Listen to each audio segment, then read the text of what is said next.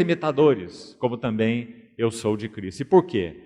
Porque ele tem total consciência de quem ele era, e ele tem total consciência de que o Senhor Jesus colocou a mão nesse barro disforme. Aquele que achava que estava fazendo toda a vontade de Deus, e estava exatamente na contramão da vontade de Deus. Por isso que ele usa a expressão nesse texto de Timóteo que lemos, ignorância. Assim se descreve. Eu o fiz na ignorância. E essa era a sua ignorância. E o Senhor Jesus coloca as mãos nesse barro disforme e molda um vaso maravilhoso. Quando ele usa a palavra doulos, Romanos 1:1 que nós lemos, Paulo, servo, escravo de Jesus Cristo.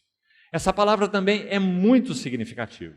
Para continuarmos com um panorama primeiro sobre ele, e o nosso fardo maior para essa noite, vamos entrar daqui a pouco, é vermos 5 bases.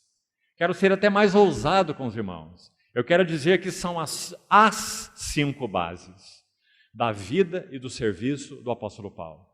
Se nós pudermos compreender quais são essas 5 bases, não com nossa cabeça, quem sabe, com a ajuda do Senhor, essa palavra poderá ficar em primeiro lugar guardada, não aqui, mas já guardada em nosso coração, mas isso ainda será pouco. Nós teremos que ir diante do Senhor e aos pés do Senhor e examinar cada uma dessas bases, para ver se isso é verdadeiro em nossa vida e em nosso serviço. Porque se tem progressivamente sido, então nós estejamos certos, nós estamos vivendo vidas para a glória de Deus. Assim como Paulo viveu sua vida para a glória de Deus. Mas antes ainda de examinarmos essas bases, nós precisamos um pouco mais de contexto, de pano de fundo aqui. Então escute algo que eu gostaria de ler para você. Um erudito suíço-irlandês do século XIX, não um cristão, esse detalhe é importante, ele não era um cristão, era um erudito, especialista nas civilizações grega e romana, e fez inúmeras pesquisas em todos os setores dessas civilizações grega e romana. Lembre-se que aí exatamente foi o período em que Paulo viveu, no caso, na civilização romana, com toda a influência grega. Então Paulo conduz a expressão, Paulo, doulos, escravo, servo de Jesus Cristo. O que ele quis dizer?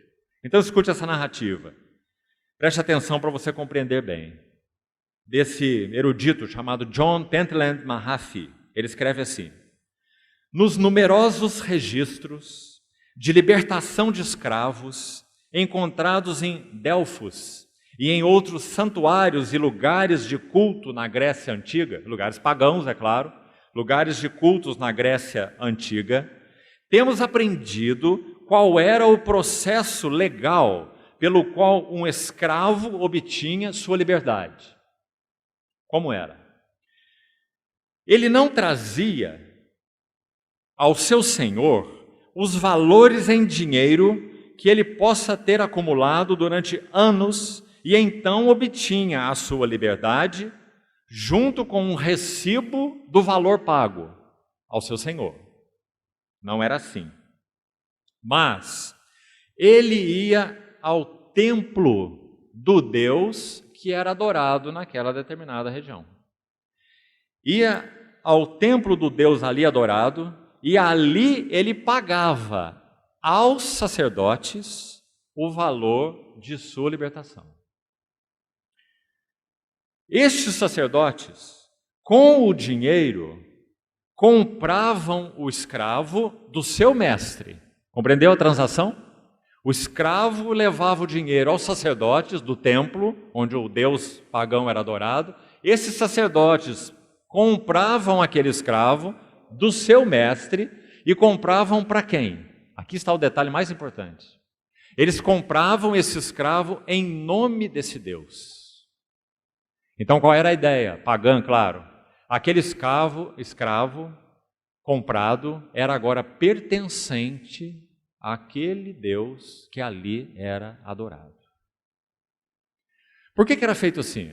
Se um dia, imagine, esse senhor do escravo reclamasse que aquele escravo ainda era dele, e que aquele valor não foi pago, se fosse pago direto ao seu senhor. Ele dissesse, não, ele não me pagou nada. Ele é um escravo fugitivo, tragam ele de volta para mim. Então, para que isso não acontecesse, o dinheiro era levado ao templo, os sacerdotes pagavam ao amo, e então o escravo era libertado, resgatado em nome daquele Deus. E aquele Deus ele era devedor. Então Paulo, quando usa esse termo, Paulo, doulos, um escravo de quem? De Jesus Cristo. Nós podemos muito bem entender por esse contexto